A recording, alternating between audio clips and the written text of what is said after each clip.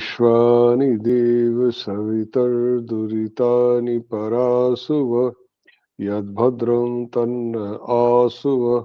ॐ यां मेधां देवगणाः पितरश्चोपासते तया मामद्य मेधयाग्ने मेधाविनं कुरु स्वाहा।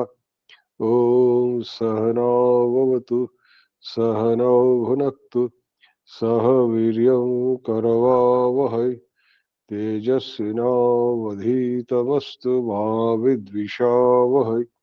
ओम शांति शांति शांति। हम लोग प्रथम अध्याय में चल रहे थे और पिछली बार हम लोगों ने इसके 11वें श्लोक तक हम लोगों ने पढ़ा था। अयनेषु च सर्वेषु यथा भागम अवस्थिता भीष्मेव अभिरक्षन्तु भगवन्तः सर्व एव हि। 10वां और 11वां श्लोक इन दोनों को साथ साथ हम लोगों ने देखा था कि इसमें वह जो अपर्याप्तम अपर्याप्तम इन शब्दों पर हमारे प्राचीन व्याख्याकारों का जो मतभेद है उस पर भी हमने चर्चा की थी। इस पर संक्षेप में आज थोड़ी सी और बात कह देता हूँ, कहना ठीक उचित लगता है। पर्याप्तम शब्द की व्युत्पत्ति क्या है? परि उपसर्ग है, आप धातु है और त प्रत्यय है पर्याप्त। इसका अर्थ होता है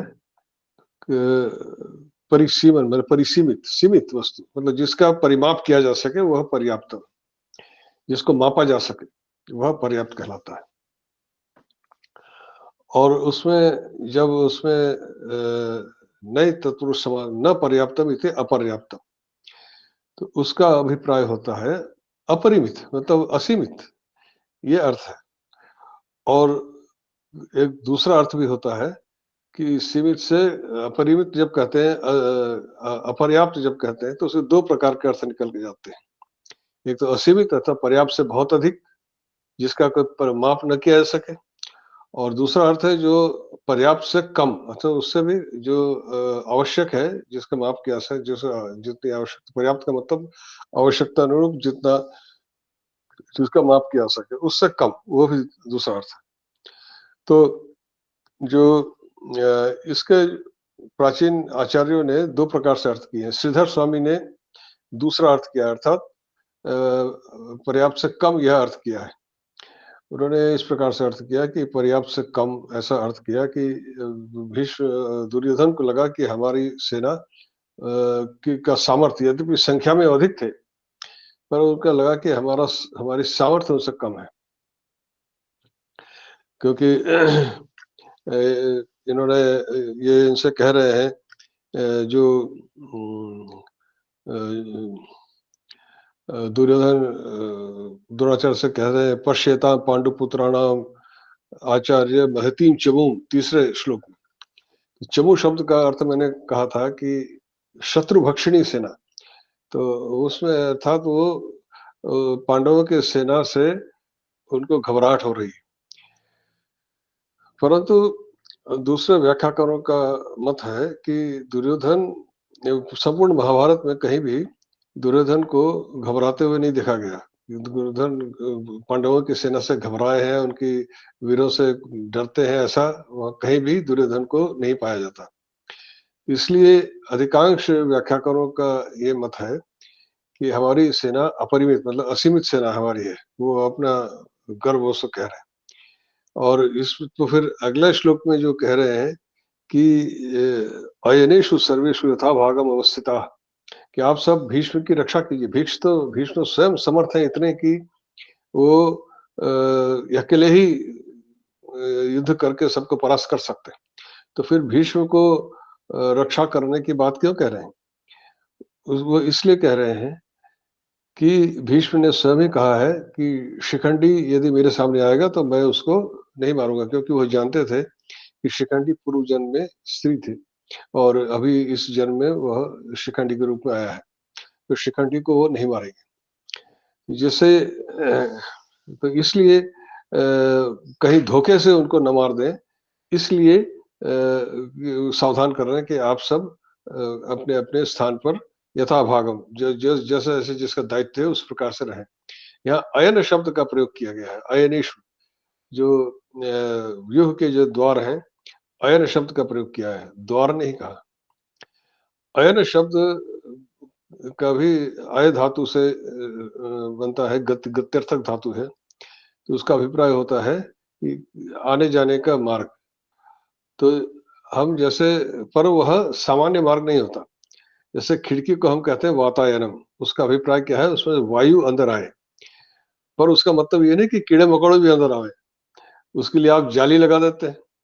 केवल आपका खिड़की का अभिप्राय होता है कि वायु, शुद्ध वायु कमरे में आए, इसलिए वो अयन कहा जाता है। पर दरवाजे को द्वार कहते हैं, कि उससे कोई भी हवा भी आ सकता है, मनुष्य भी आ सकते हैं, कोई भी आ सकता है, आना-जाना कर सकता है, वो द्वार है।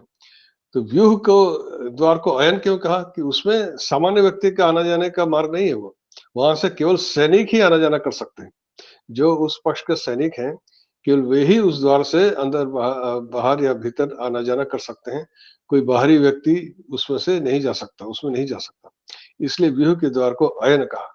अपने-अपने व्यूह के जो दरवाजे हैं, जहाँ पर केवल आपके अपनी ही सेना के लोग आना-जाना कर सकते हैं, उस वहाँ रखिए ताकि कोई शत्रु पक्ष का कोई व्यक्ति उसमें न घुस जाए और भीष्म को धोखे से न मारे।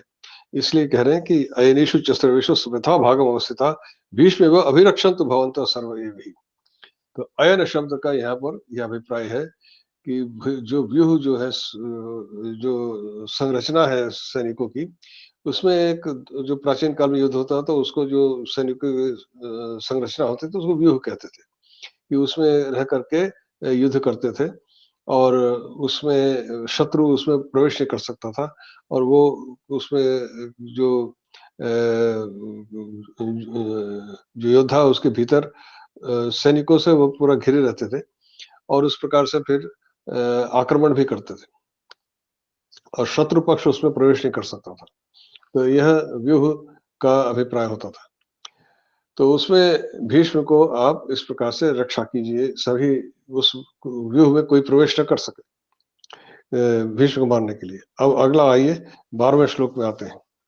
अब ये सब बातें दुर्योधन उनसे कह रहे हैं द्रोणाचार्य से। अब भीष्म उस कौरव पक्ष के उस समय सेनापति हैं। तो भीष्म ने भी संभवतः उनकी बातें सुनी। तब भीष्म अगला 12वां श्लोक में भीष्म भीष्म के बारे में ये संजय कह रहे हैं। तस्य संजनयन हर्षम कुरु बुद्ध प्रतामह सिंहनादम विनद्योच्चैः शंखम दद्भौ प्रतापवान। तो प्रतापवान शब्द जो है यह भीष्म का विशेषण है। प्रतापवान मतलब प्रतापशाली। प्रताप शब्द से मतु प्रत्यय में प्रताप जिसमें है वह प्रतापवान। तो ये प्रतापवान का यह अभिप्राय है। तो वही प्रताप है, तप धातु से प्रताप शब्द बनता है अर्थात जिसमें ताप है, अच्छा जिसमें किसी को हम कहते हैं बड़ा प्रतापी।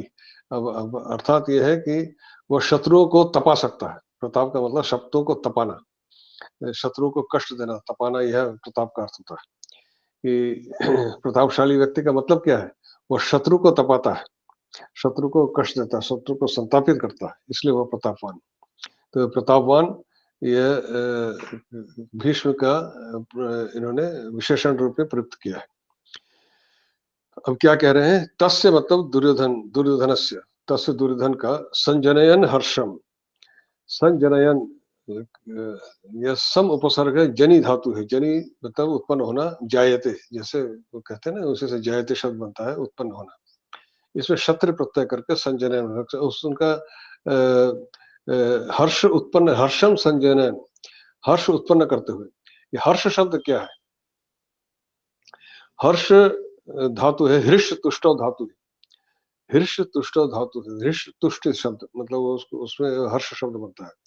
हर्ष शब्द से हम क्या समझते हैं कि आनंदित होना, खुश होना, हर्षित होना, हम हर्षित शब्द का प्रयोग करते हैं ना अपने भाषा में भी कि किसी चीज़ कोई मिल गई तो बहुत प्रसन्न होना। प्रसन्नता से जोड़ते हैं हर्ष शब्द को। पर यहाँ पर हर्ष शब्द का अभिप्राय क्या है कि जो दुर्योधन के मन में जो चिंता हो रही थी, उसको चिंता दूर होने से मनुष्य संतुष्ट हो जाता है। तुष्टि मतलब संतोष होना। हाँ, उनको अब उसको लग गया कि हाँ, हम सब ठीक है। तो यहाँ पर जो पितामह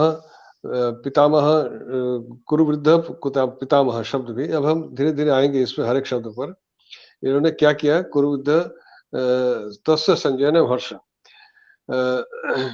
इसको जब अन्वय करते हैं तो क्या होता है प्रतापवान कुरुवृद्ध पितामह तस्य हर्षम संजनयन उच्चै सिंहनादम विनद्य शंखम दद्भौ। इसमें क्या हुआ कि भीष्म पितामह ने सिंहनाद करके शंख को बजाया, शंखम दद्भौ। अब यह दो बातें हैं यहाँ पर, सिंहनाद और शंखम दद्भौ। दद्भौ शब्द ध्वा धातु से बनता है।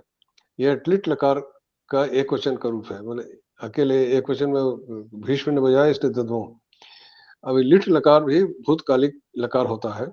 ध्वा धातु को का अर्थ होता है शब्द अग्नि संयोग। आप जानते हैं ना कि जैसे लोहार का जो जहाँ वो आग से लोहे को गर्म करता है, उसको आग को तेज करने के लिए धौकनी का इस्तेमाल करता है, धौकनी। ये धुआँ शब्द से धौकनी शब्द बना है, अर्थात उसको हवा दे करके अग्नि को तेज करना। तो अग्नि संयोग भी इसका एक अर्थ होता है। और दूसरा शब्द मतलब जो शंख को बजाने के लिए ही धुआं धातु का प्रयोग होता है। वैसे तो बजाने के लिए और भी धातु है, पर हाँ, अपना अपना माइक म्यूट कर लीजिए। जो बांसुरी बजाना और भी यंत्र है जिसमें फूंक मारी जाती है, पर उनको वहां पर धुआं धातु का प्रयोग नहीं होता। पर क्योंकि उनमें से अलग अलग स्वर निकलते हैं, जैसे बांसुरी बजाते हैं उसमें छेद होते हैं, अलग अलग स्वर निकाले जाते हैं। पर शंख में से कोई अलग अलग स्वर नहीं निकलते, उसमें एक ही शब्द निकलता है, उसमें एक ही ध्वनि निकलती है। और इस शंख को अत्यंत पवित्र भी माना जाता है। और प्राचीन काल में शंख से ही युद्ध की घोषणा होती थी। शंख और भी जगहों पे प्रयुक्त होता है, जैसे कि कभी मंदिरों में संध्या आरती से पहले शंख बजाया जाता है। तो शंख कल्याण सूचक भी है, और यहाँ पर चूंकि यह धर्म युद्ध हो रहा था, यहाँ पर युद्ध की घोषणा के लिए भी जो शंख बजाया जाता था, जिसे अंग्रेजी में यहाँ पर जब यूरोप में जो युद्ध होते थे, वहां पर जिसे ब्यूगल कहते हैं, ब्यूगल वो बजाते थे कि युद्ध की घोषणा करने के लिए। तो उसी तरह प्राचीन काल में युद्ध की घोषणा के लिए शंख बजाया जाता था। तो यह दध्मौ धातु का प्रयोग इस शंख को बजाने के साथ ही होता है, दूसरे जो वाद्य यंत्र हैं उनके साथ नहीं होता। शंख के लिए ही ध्वा धातु का प्रयोग होता है। तो और यह लिट लकार में प्रयोग किया है। अभी हम देखेंगे कि गीता में जगह-जगह ये भूतकालिक जो क्रियाएँ हैं, उसमें लिट लिट भूतकालिक जो क्रियाएँ हैं उसके 3 लकार व्याकरण शास्त्र में आते हैं। लिट, लंग और लुंग। तो ये तीनों लकारों में इसमें क्रियाएँ हमको मिलती हैं। तो यह तो उसमें तीनों लकारों के अलग-अलग अभिप्राय हैं। लिट लकार वह भूतकाल होता है जो हमने अपने आँखों से नहीं देखा, पर यहाँ तो संजय सब कुछ अपने आँखों से देख रहे हैं, तभी बता रहे हैं। फिर लिट लकार का प्रयोग क्यों किया? फिर उसे और लंग लकार होता है जो आज का नहीं है, और ऐसा भूतकाल जो आज का नहीं है। और लुंग लकार वो होता है सामान्य भूतकाल जो किसी भी समय के लिए प्रयुक्त हो सकता है। तो तीनों लकारों का प्रयोग इसमें हुआ है। तो इसमें यह है कि प्राचीन जो शास्त्र हैं, उनमें जैसा उनको लगा वो प्रयोग किया है, पर उसमें कोई इस प्रकार का भेद उसमें नहीं दिखता। वो भूतकाल अर्थ में ही अलग-अलग लकारों का प्रयोग किया गया है। उसमें यह भेद नहीं है कि वो आज का है कि कल का है या बहुत प्राचीन है। तो ये प्रयोग प्राचीन शास्त्रों में इस प्रकार से है, पाए जाते हैं। तो इसलिए इसमें वह जो आज पाणिनीय व्याकरण की जो नियम है, वो सब जगह इसमें लागू नहीं होते। तो यहाँ पर जो रूप बनते हैं, वो हमें वो व्याकरण से प्राप्त हो जाते हैं। तो ध्वा धातु से जब लिट् लकार के प्रत्यय लगाते हैं, तब दध्वौ शब्द बनता है, एकवचन में, प्रथम पुरुष एकवचन में। तो यही बना दध्वौ प्रथम, उन्होंने शंख को बजाया। तो यहाँ पर फिर इसमें आया सिंहनादम विनद्य उच्चे। विनद्य नद धातु भी नाद, विनद्य मतलब बजाना, विनद्य का मतलब होता है बजाना। तो सिंहनादम, सिंहनाद का मतलब क्या है? जो सिंह इव गर्जती थी सिंहनाद। तो ये सिंहनाद क्या है? ये सिंहनाद एक अव्यय है, यह शब्द एक अव्यय है सिंहनाद। विनद्य उच्च, विनद्य में ये वी उपसर्ग है और इसमें ल्यप प्रत्यय लग करके विनद्य नद धातु, उसी से नादा शब्द बनता है, जिसे शब्द करना। तो विनद्य मतलब उसको शब्द करके, पहले सिंहनाद जैसा शब्द करने के बाद उन्होंने शंख बजाया। तो सिंहनाद का अभिप्राय क्या है? तो क्या सिंह जैसी गर्जना की उन्होंने, क्या किया? सिंहनाद वस्तुतः क्या होता है कि प्राचीन काल में युद्ध से पहले शत्रु पक्ष को ललकारा जाता था। सिंहनाद का मतलब ललकारना, कि आओ मुझसे युद्ध करो। यह ललकारने के लिए कुछ विशेष एक शब्द मुंह से निकालते थे, तो उसी को सिंहनाद कहते थे। कि वह ललकारने की ध्वनि होती थी कि ये हम कहते हैं ना कि चैलेंज जिसे करना, ललकारना। तो अब भीष्म पितामह उनको ललकार रहे हैं, पांडव पक्ष के सेना को, कि आओ मुझसे युद्ध करो। तो वह जो ध्वनि है, जिस ध्वनि के द्वारा वो ललकारने ललकारने सूचक जो ध्वनि होती थी, उसी को सिंहनाद कहा जाता था। तो इस प्रकार से वह सिंहनाद उन्होंने किया और उसके बाद शंख बजाया। तो पितामह, पितामह का ना पितुः पिता इति पितामह, इसमें भी कुछ प्रत्यय वगैरह लगते हैं। पितृ शब्द से ही पितामह शब्द बनता है और इसका अर्थ पिता के पिता को पितामह कहते हैं। एक प्रत्यय आ जाता है उसको, जो उसी अर्थ में होता है। तो पितृ शब्द के साथ वो प्रत्यय लग करके पितामह शब्द बनता है, जिसका अर्थ होता है कि पितुः पिता, अर्थात पिता के पिता। तो कुरुवृद्धः, कुरुवृद्ध मतलब जो कुरुओं में जो सबसे वृद्ध, जो कुरु ये सब कुरुवंशी थे। ये जो पांडव पक्ष के भी कुरु ही थे और कौरव पक्ष भी कुरु ही थे। कुरुवंश तो सारा ही सारा था। तो उनमें सबसे वृद्ध जो थे कुरुवृद्धः, कुरुओं में सबसे वृद्ध कुरुवृद्ध, कुरुषु वृद्ध, कुरु में जो सबसे वृद्ध है वो कुरुवृद्ध। तो इस प्रकार से अ, कुरुषु वृद्धः मतलब कुरुवृद्ध मतलब कुरुषु वृद्ध, कुरुओं में जो वृद्ध है मतलब सबसे प्राचीन, मतलब सबसे अधिक वय वाले। तो उन्होंने ऐसा किया और ऐसा करने से क्या हुआ?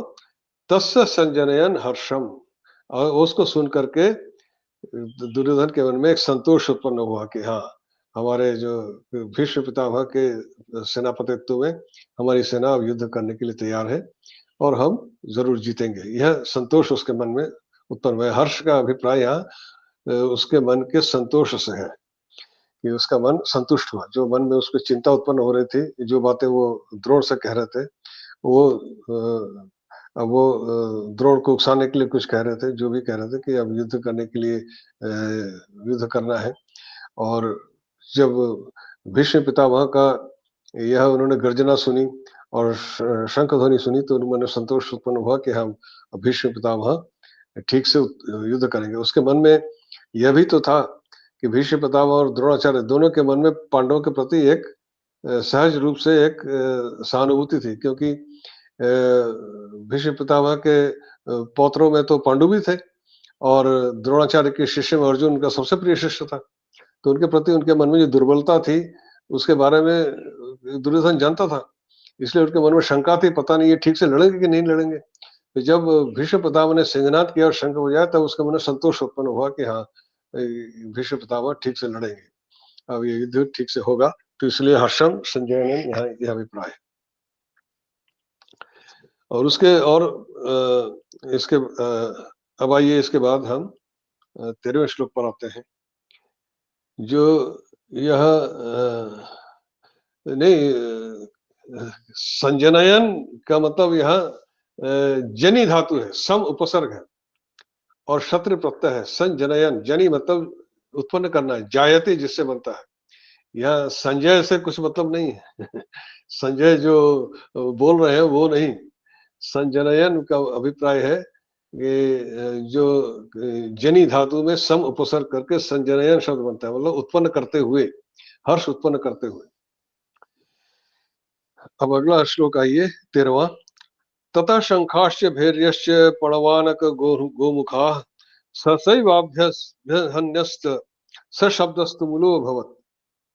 यहाँ पर 13वें श्लोक में अब ये आते हैं। अब इसके बाद क्या हुआ, जब इन्होंने भीष्म पितामह ने अपना शंख बजाया और सिंहनाद किया, तब ये था कि जैसे हमने कहा ना, सिंहनाद का मतलब है कि ललकारना, चैलेंज। तो जब युद्ध की ललकार घोषित हो गई, लोग ललकार कर दी, तो उनकी तरफ के जितने और जो रणवाद्य बज उठे। जैसे आजकल के युद्ध में भी होता है, जो आपके तरह-तरह के जो वार म्यूजिक कहा जाता है, वो सब बनता है। ये तो उस समय भी होता था। तो तब और जो वाद्य हैं, रणवाद्य इसे कहते थे, ये बज बज उठे। क्या थे वो? और भी लोग बार शंख थे, शंख भी बजे। भैर्यश्च, भैरी मतलब होता है भैर्यश्च, पणवानक, गोमुखा, 3-4 वाद्यों के नाम है इसमें। शंख, भेरी, पणव, आनक, गोमुख, ये 4-5 जो वाद्य यंत्र हैं उनके नाम है इसमें। तो शंख तो आप जानते ही हैं, तो शंख भी बजे। भेरी, भेर्यश्च मतलब भेरी, भेरी का बहुवचन है भैर्यः। तो वही भेरी दीर्घ इकारांत शब्द है। भेरी का मतलब होता है तुरही, जिसे हम आजकल कहते हैं। ऐसा लंबा सा ऐसा होता है, ऐसे मुंह में लगा के बजाया जाता है, बहुत तेज आवाज होती है उसकी, तुरही जिसे कहते हैं। और पणव, पणव कहते हैं मृदंग को। मृदंग आप जानते हैं, जो ढोल की तरह होता है, उसमें बहुत गंभीर आवाज उसकी होती है। पणव कहते हैं मृदंग को। और आनक कहते हैं ढाक, ढक्का। आप लोगों ने जो भी दुर्गा पूजा में कभी गए होंगे, अभी इसमें आश्विन माह में दुर्गा पूजा होती है। दुर्गा पूजा में ढाक अवश्य बजता है। जो आपने देखा होगा, ढाक बहुत बड़ा होता है, उसमें लकड़ी से उसमें डंडी से उसमें आवाज करते हैं, तो ढाक की आवाज बहुत दूर तक जाती है। तो उसे ढक्का निनाद कहते हैं उसको, ढाक की आवाज, ढक्का निनाद। तो ढाक अनक कहते हैं, आनक कहते हैं ढाक, ढाक को। तो शंख, तुरही, मृदंग, ढाक, ये सब एक साथ। और तीसरा है गोमुख, गोमुखा, ये भी बहुवचन में है। तो ये पणव आनक गोमुखा, ये इसके साथ समास होकर के ये बहुवचन हो गया। इसको कहते हैं इतर इतर योग दंड, मतलब ये तीनों मिला करके द्वंद्व समास होकर के बहुवचन में हो गया। तो गोमुखा, गोमुख कहते हैं उसको। रणसिंगा एक वाद्य यंत्र होता है, वो भी ऐसे ही होता है, इस तरह से एक ऊपर, फिर ऊपर उसका मुंह फैला होता है। उसका भी बहुत गंभीर आवाज, बहुत दूर तक आवाज उसकी जाती है। जैसे तुरही की आवाज बहुत दूर तक जाती है, ऐसे रणसिंगा की आवाज भी बहुत। तो जो गोमुख, उसको रणसिंगा को कहते हैं। और आनक और पणव हमने जाना ही, पणव कहते हैं मृदंग को, आनक कहते हैं ढाक को, और भेरी होती है तुरही, और शंख आप जानते ही। तो ये सब एक साथ बज उठे, बजे। क्या कहते हैं? सहसा आयु, मतलब सहसा मैंने अकस्मात। जैसे ही उनकी भीष्म ने अपना शंख बजाया, उसके बाद ही सारे के सारे बज उठे। सहसा एवं अभ्यहन्यंत, अभ्यहन्यंत, इसमें हन धातु है। हन धातु मतलब हिंसा करते हो, हन धातु मतलब किसी चीज को मारना।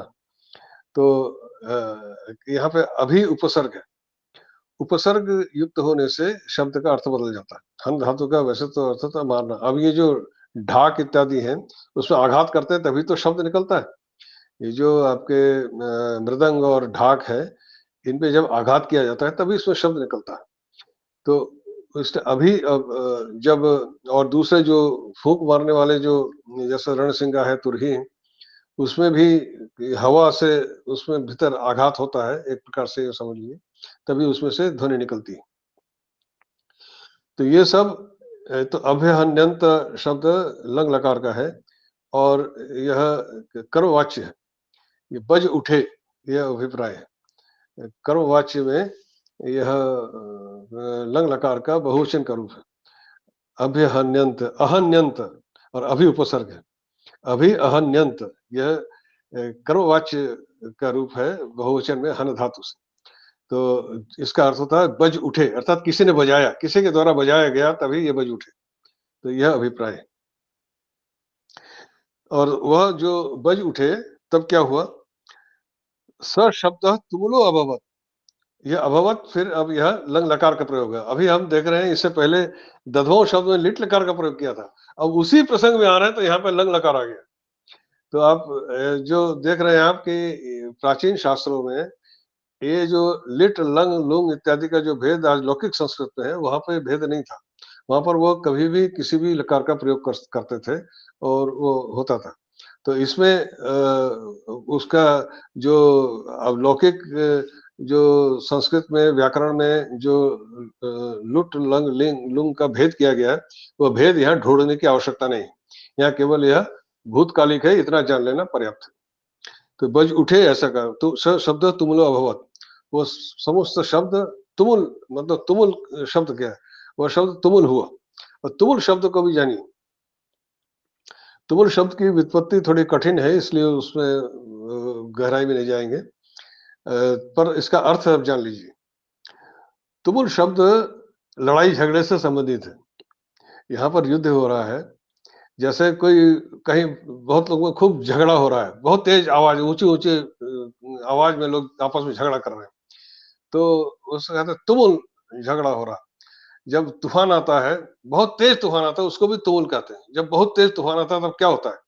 सब पेड़, बड़े बड़े पेड़ उखड़ जाते हैं, सारे मकान ध्वस्त हो जाते हैं। एक तरह से ऐसा माहौल होता है, लगता है जैसे सब खराब कर दिया। युद्ध में क्या होता है? उसमें भी सब कुछ ध्वस्त हो जाता है। तो बहुत तेज तूफान आने में चीजें ध्वस्त हो जाती हैं।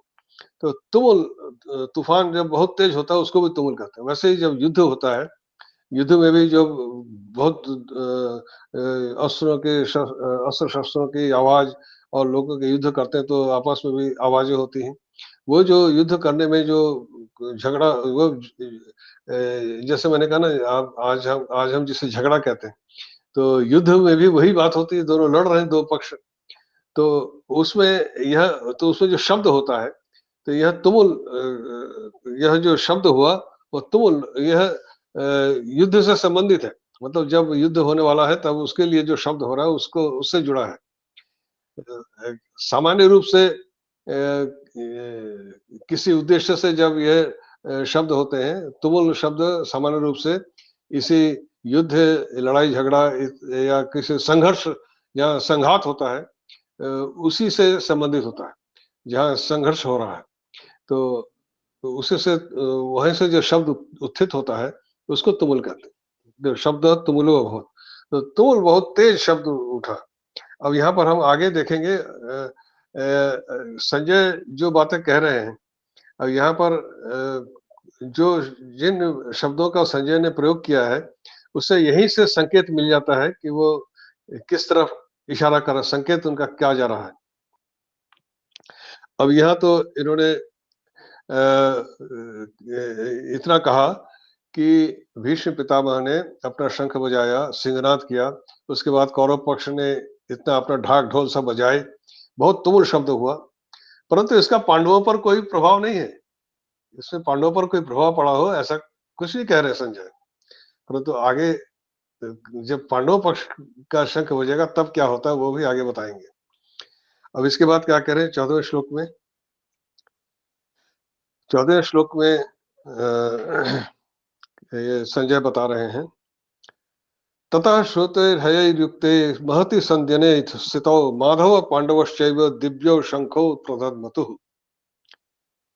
अब ये जो भीष्म पितामह ने अपना शंख बजाया और उसके बाद ये सारे कौरव पक्ष के वाद्य यंत्र बज उठे, तो उसके बाद पांडव पक्ष ने भी अपना शंख बजाया। पांडव पक्ष में सब ये आणक गोमुख इसकी बात नहीं कही गई।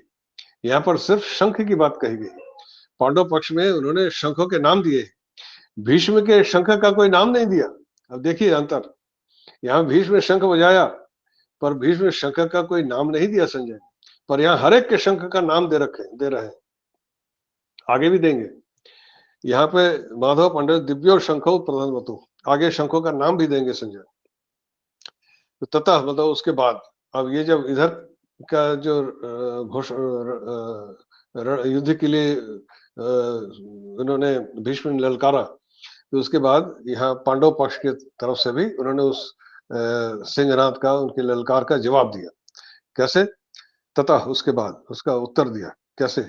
श्वेतेर हय रुक्ते महति संदेने स्थितम। हय कहते हैं घोड़े को, तो हय श्वेते ही हय रुक्ते, श्वेते ही सफेद, ये बहुवचन में है। तो अर्जुन के रथ में 4 सफेद घोड़े थे और ये श्वेते हय युक्ते, इस प्रकार के वो सफेद घोड़ों से युक्त वह रथ था उनका। और महति स्यंदने स्थित, स्यंदन कहते हैं रथ को। तो यह स्यंदन जो है सेंदु प्रस्रवण एक धातु है, उससे स्यंदन शब्द निष्पन्न होता है।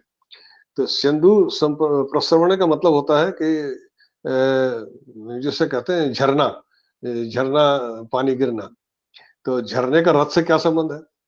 तो स्यंदनम पर धातु के कई अर्थ होते हैं, पर इसका भाव ये है कि जब झरना गिरता है तो गिर कर नीचे एक जगह वो इकट्ठा होता है, उसके बाद फिर पानी फिर धीरे धीरे आगे बढ़ता है। तो रथ कभी तीव्र गति से चलता है, कभी रुकता है, कभी धीरे धीमे चलता है, अपने आवश्यकता अनुसार उसकी गति नियंत्रित होती, और उसमें लोग योद्धा उसमें बैठ करके चलते हैं। तो स्यंदन का अर्थ एक रथ होता है, पर इसी धातु से निष्पन्न होता है, धातु यही है, पर उसका अर्थ होता है रथ। कई धातुओं के कई अर्थ होते हैं। तो मूल अर्थ जो दिया गया है धातु पाठ में, वो प्रस्रवण दिया गया, अर्थात जल का बहना, निरंतर बहना। मतलब जैसे झरने का जो पानी है वो रुकता नहीं है, बराबर गिरता रहता है। तो बिल्कुल जिसमें कोई रुकावट नहीं है, ऐसे जब जल के गिरने को प्रस्रवण कहते हैं। तो उस धातु वही है, पर यह स्यंदनम शब्द रथ के अर्थ में प्रयुक्त होता है। तो स्यंदन महति, और महति मतलब महत शब्द महान, इसमें सप्तमी विभक्ति है, तो इसका स्यंदन शब्द का विशेषण है। तो इस दोनों में सप्तमी महति स्यंदने स्थितम। तो जो स्थित थे दोनों, जो स्थितो मतलब कौन, ये जो ततः जो स्थित थे, महति शत्रहक्त महति संदने स्थित। तो ये जो माधव और पांडव मतलब माधव कृष्ण के लिए कहा है, पांडव अर्जुन के लिए। माधव माँ शब्द जो है वो लक्ष्मी के लिए प्रयुक्त होता है, और धव का मतलब होता है पति, माधव लक्ष्मी पति, तो उससे माधव शब्द बनता है। धव का मतलब होता है पति। हम जानते हैं ना विधवा शब्द, हम जानते हैं ना विधवा मतलब जिसका पति चला गया, विधवा। तो धव का मतलब होता पति। तो माधव माँ मतलब लक्ष्मी के पति माधव, तो वो श्री कृष्ण, और पांडव मतलब ये अर्जुन। तो स्थितो ये दोनों के लिए कहा है, दोनों उस महान रथ में स्थित थे। और दिव्यो शंखो प्रधान मधु, दोनों ने अपने अपने शंख बजाए। दोनों के शंख ये द्विवचन में है, दिव्यो शंखो, दिव्य शंख दोनों द्विवचन में है, अर्थात दोनों ने अपने अपने शंख बजाए, 2 शंख बजे। और प्रधत मतु वही ध्वा धातु से लिट लकार का द्विवचन का रूप है, प्र उपसर्ग है। प्र उपसर्ग जब होता है तो उसका अर्थ होता है प्रकृष्ट रूप से, प्रकृष्टेण, अच्छे प्रकार से बजाया। तो दधवो दधवतु दधवो, ये तीनों इसमें मिलेंगे आपको आगे के श्लोक में। बहुवचन भी, एक वचन तो दधवो हमने देख लिया, ये द्विवचन का रूप मिला प्रधत मतु, प्र उपसर्ग दधवतु, उसी धा धातु से ही दधवतु बनता है। तो इन्होंने बजाया। अब यहाँ पर श्रुतिर है युक्त महति संदन है, इस पर थोड़ा सा आते हैं। इस पर जो इसका इस रथ के पीछे और जो अर्जुन का जो शंख था, आगे के श्लोकों में इन शंखों के नाम दिए गए हैं, वो भी हम आगे पढ़ेंगे। पर पहले इस रथ के बारे में जान लें कि अर्जुन के इस रथ में क्या विशेषता थी। एक बार अर्जुन और कृष्ण ऐसे ही घूमते टहलते खांडव वन एक था, वहां पर पहुंचे। उसके एक तरह से वन भोजन करने के लिए, पिकनिक करने के दूसरे से वहां बैठे हुए थे, पहुंचे थे, वहां बैठे थे। तब वहां उनके सामने अग्नि देवता प्रकट हुए।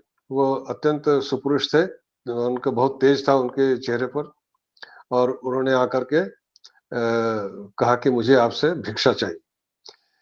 तो कृष्ण भगवान ने कहा कि आप पहले अपना क्योंकि उनके चेहरे पर जो तेज था उससे लग रहा था कोई वो सामान्य मनुष्य नहीं है, कि आप अपना परिचय दीजिए तब हम आपके आपके भिक्षा देंगे। तो उन्होंने कहा मैं अग्नि देवता हूँ। और आप जानते हैं, सुन करके हमें लगेगा यह, इसमें कोई वैज्ञानिक दृष्टिकोण खोजने का प्रयास न करें कि हम जानते हैं कि यज्ञ में जो अग्नि उसमें अग्नि उत्पन्न करते हैं, फिर उसमें घृताहुति देते हैं, घी देते हैं। तो घी अग्नि देवता ग्रहण करते हैं। तो अग्नि देवता कहने लगे कि यज्ञ में घी खा खा करके मुझे अपच हो गई। तो मेरे जो देवताओं के जो वैद्य हैं अश्विनी कुमारों ने मुझसे कहा है कि आप मांस खाइए तो आपको यह अपच दूर होगी। तो तुम दोनों, मुझे और तुमसे यही भिक्षा चाहिए कि यह वन है खांडव वन, इसमें बहुत पशु पक्षी हैं, इसको जला दो, पशु पक्षियों का मांस खा करके मेरा अपच दूर होगा। तो उन्होंने कहा कि ठीक है। तब इन्होंने अर्जुन ने अपने अग्नि बाण अपने बाणों से शुरू किया, इस प्रकार से घेरते कोई भाग न सके। उसी वन में मैं दानव रहता था। मैं दानव जो दानव का इंजीनियर, जैसे विश्वकर्मा देवताओं के इंजीनियर थे, वैसे दानव के इंजीनियर था मैं दानव वहां रहता था। जो आग लगी वो भाग के बाहर निकला। तो उससे तो अर्जुन ने घेर रखा था, कोई भागने ना पाए। तो मैं दानव श्री कृष्ण के शरण में आया कि मुझे शरण दो, मुझे बचाओ। तो भगवान कृष्ण ने कहा ठीक है, मैं तुमको शरण देता हूँ, पर तुमको एक काम करना होगा, इंद्रप्रस्थ में पांडवों के लिए महल बनाओ।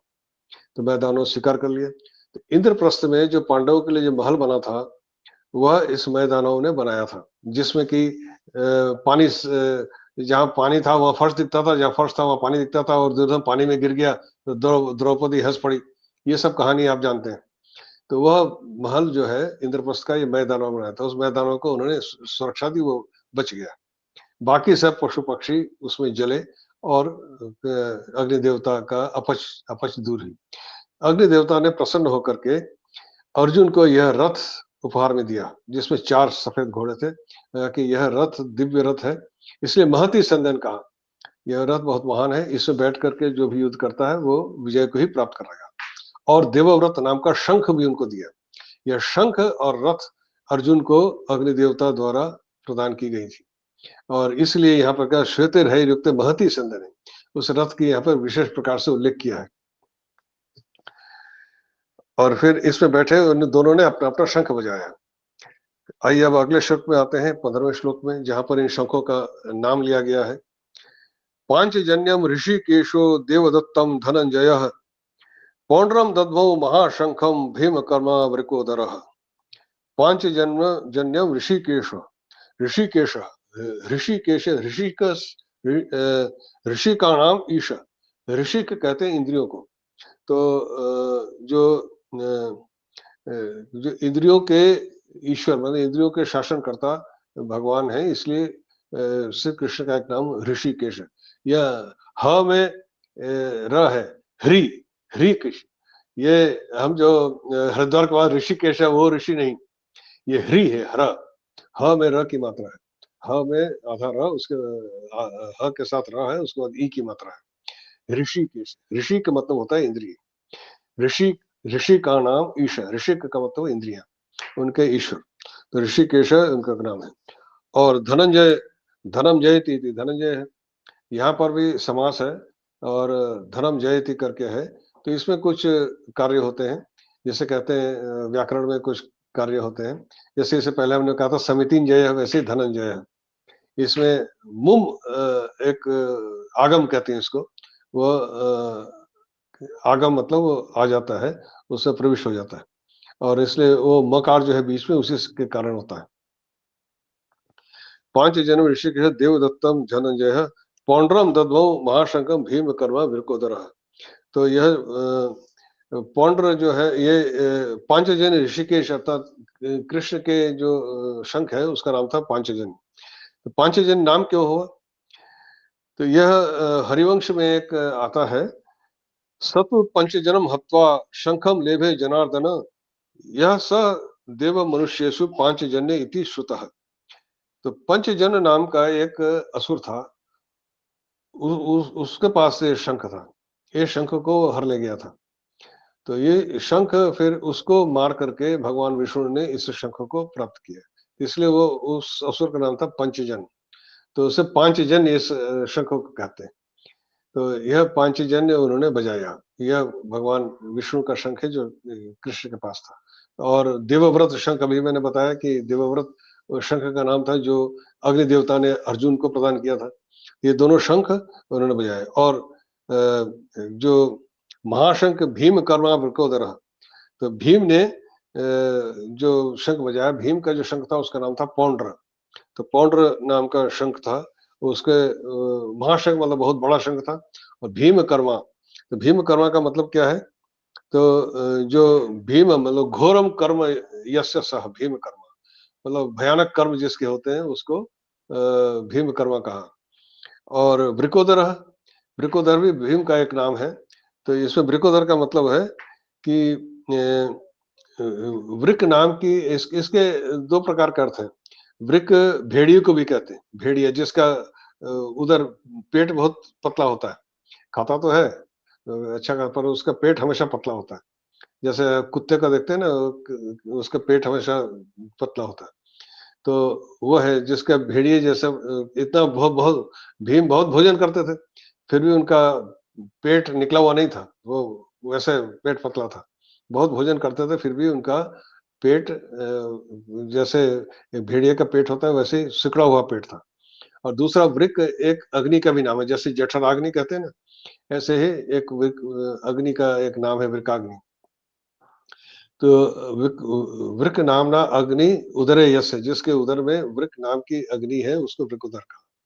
तो इस प्रकार दो प्रकार से इसकी व्याख्या होती है, पर इसमें जो ठीक प्रतीत होता है वो ये है कि वो बहुत भोजन बहुत अधिक करते थे, परंतु भोजन की वजह से उनका पेट निकला हुआ नहीं था, पेट उनका पिचका हुआ था, इसलिए वृकोदर कहा।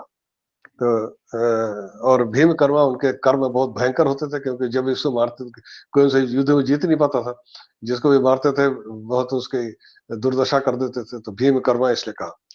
ये कहा फिर उसके बाद कह रहे अनंत विजय 16वें श्लोक में फिर आगे जो और पांडव हैं उनके शंखों का नाम कहा। अनंत विजयम राजा कुंती पुत्रो युधिष्ठिर नकुल सहदेवश्च सुघोष मणिपुष्पक। इसमें भी कोई विशेष नहीं है। कुंती पुत्र राजा, कुंती पुत्र राजा युधिष्ठिर, उनके उनका जो शंख था उसका नाम था अनंत विजय, तो उसको उन्होंने बजाया।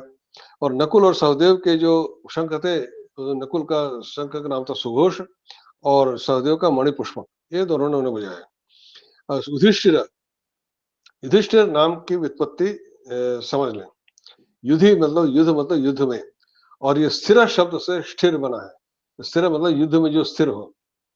एक व्याकरण में पाणिनि अष्टाध्याय में एक सूत्र आता है कि गवि युधिभ्याम स्थिर।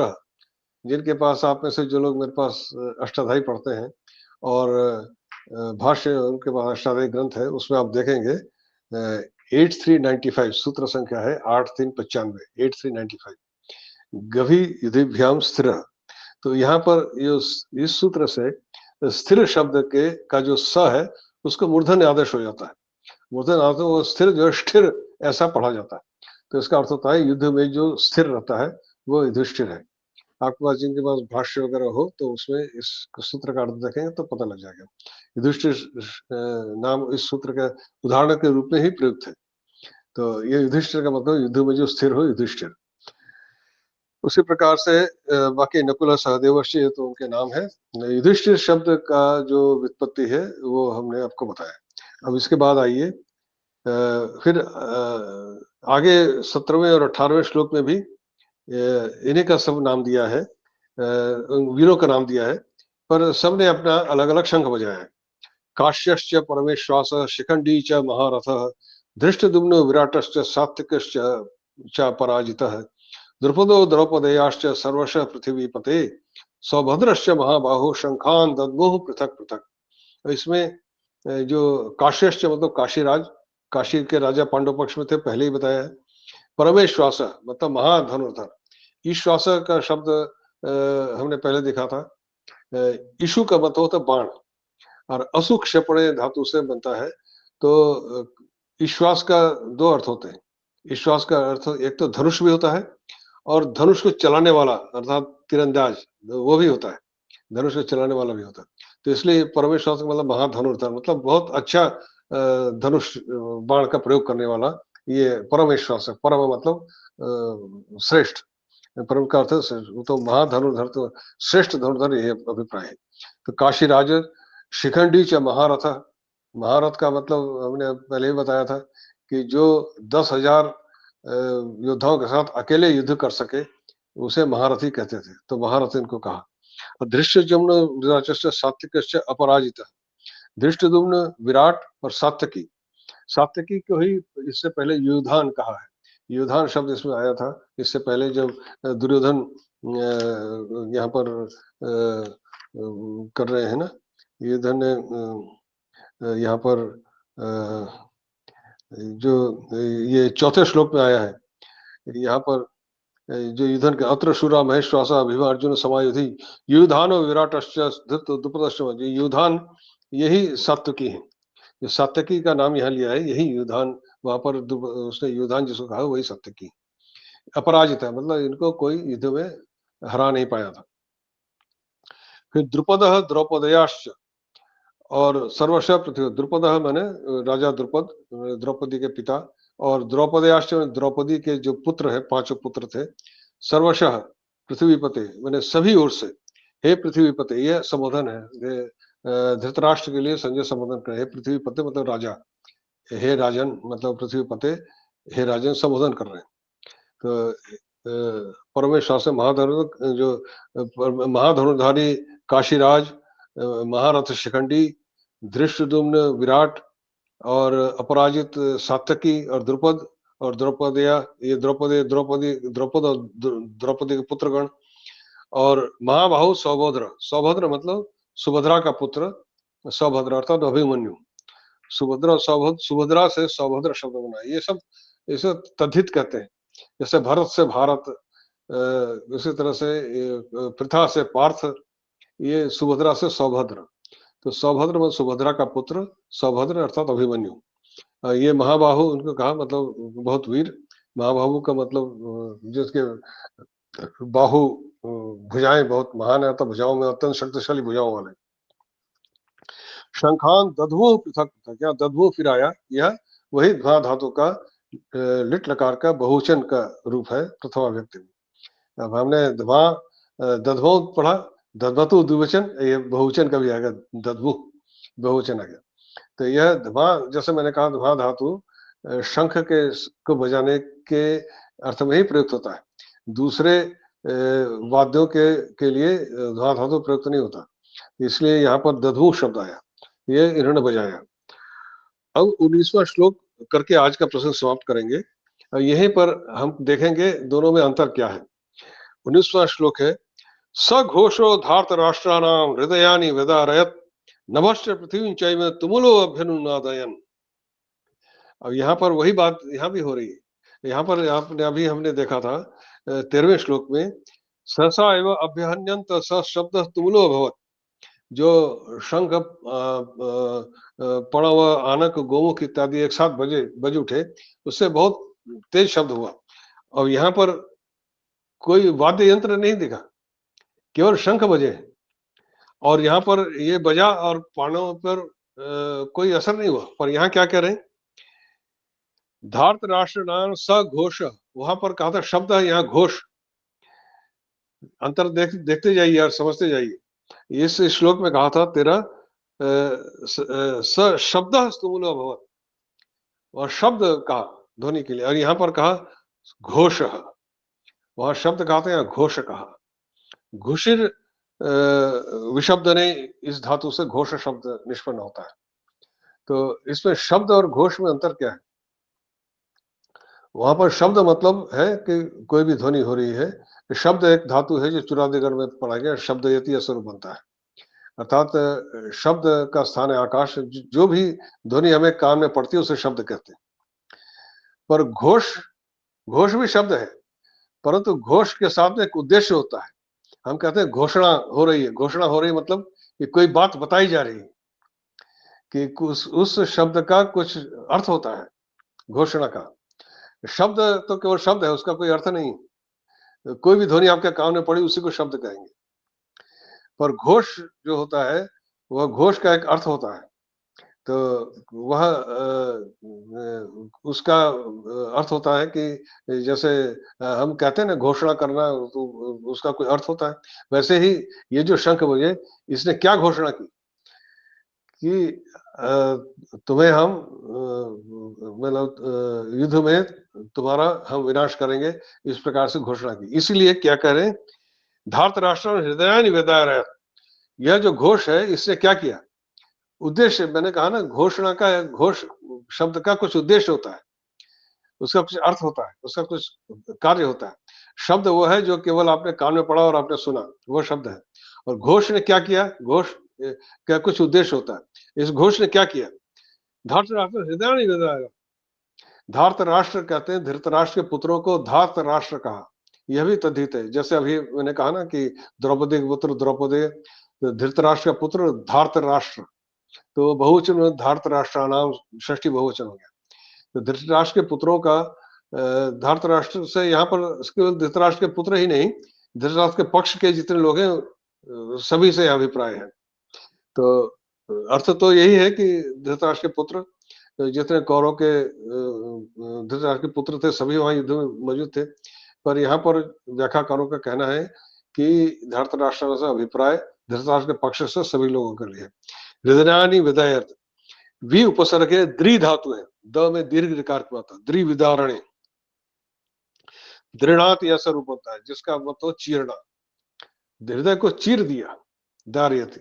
तो घोष शब्द का मैंने क्या कहा, घोष घोष होता है, घोष ऐसा शब्द है, घोष शब्द का भी अर्थ है, घोष का भी अर्थ है शब्द करना, पर उसका कुछ उद्देश्य होता है।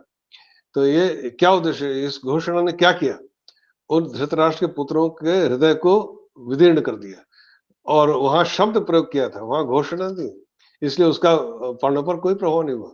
वह तो केवल शब्द था जो ध्वनि सबके कानों में पड़ी, बस इतना ही।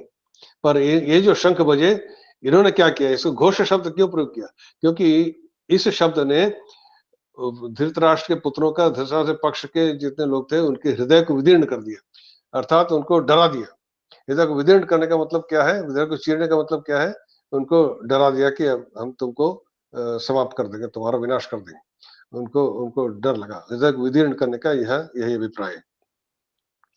तो उससे क्या हुआ, नभश्च पृथ्वी चैव तुमुलो अभ्य अनुनादयन, नभ कहते हैं आकाश को, पर आकाश, तो नभ शब्द क्यों प्रयोग किया, जब आकाश जब धूल से और मेघ से आच्छन्न हो जाता है, जब कहते हैं कि जो नभ शब्द जो है, मेघ धूल आदि से युक्त जब आकाश हो जाता है ना, जब ये इतने घोड़े हाथी और वहां इकट्ठे थे, खूब धूल उड़ रही थी, तो धूल से आकाश ढक गया था। तो ऐसे जब धूल से आकाश ढक जाता है तो उसको नभ कहते हैं। और वैसे आकाश तो अर्थ है ही नभ, पर आकाश शब्द और यहाँ नभ शब्द क्यों प्रयोग किया, क्योंकि वहां पे युद्ध के जितने सैनिक थे और घोड़े हाथी थे, उनके चलने से, इकट्ठा होने से जो धूल उड़ रही थी उससे पूरा आकाश ढक गया था, इसलिए नभ कहा। तो वह इंगित कर रहा है कि यहाँ ये युद्ध भूमि है। तो वह नभ जो है अभ्युन पृथ्वी चैव, और पूरे पृथ्वी मतलब आप आसपास तो पूरा क्षेत्र, पृथ्वी का मतलब समस्त पृथ्वी नहीं, पृथ्वी का मतलब भूमि। जब अनुनादयन, जब क्या होता है प्रतिध्वनि, आप जैसे पहाड़ से ध्वनि टकराकर लौटती है उसे प्रतिध्वनि कहते हैं। तो पृथ्वी और नभ मतलब जो धूल का आस्तरण था, उसके बीच में वह जो ध्वनि टकराने लगी, तो उसके जो प्रतिध्वनि हुई, वह अनुनादयन कहा। अनुनादयन तो प्रतिध्वनि तभी होगी ना जब कोई पहाड़ पर्वत होगा, वहाँ पहाड़ पर्वत तो था नहीं, तो प्रतिध्वनि कैसे हुई? क्योंकि नभ कहा, नभ का अर्थ होता है धूल से आच्छन्न जो आकाश है, तो उसके और पृथ्वी के बीच में जो शब्द टकराया, तो उसमें जो ध्वनि उत्पन्न हुई, वह बहुत जो हो रहा है, इसका चलता है। तो ये इस प्रकार से इसमें इन्होंने कहा, सघोषो धार हृदय में। तो इसमें हम देखते हैं कि संजय ने जो बात कही, ये 19वें श्लोक तक आज यहीं तक करेंगे। उसके बाद अगले से फिर अलग प्रसंग शुरू हो जाएगा। यहाँ तक हम देखते हैं कि दोनों पक्षों की सेनाएं एकत्र हो गई हैं और संजय ने जो वर्णन दिया, वो क्या संकेत कर रहा है? यहीं से संजय ने संकेत कर दिया कि पांडवों के विजय का, कि भीष्म पितामह इतने बड़े वीर थे, वहां पे भीष्म पितामह ने अकेले केवल भीष्म पितामह के शंख की बात की और किसी के शंख की बात नहीं की। भीष्म पितामह ने शंख बजाया और साथ में दूसरे वाद्य यंत्र बज उठे, ढोल नगाड़े इत्यादि, पर पांडव पक्ष में किसी ढोल नगाड़े की बात नहीं की, वहां केवल शंख बजे।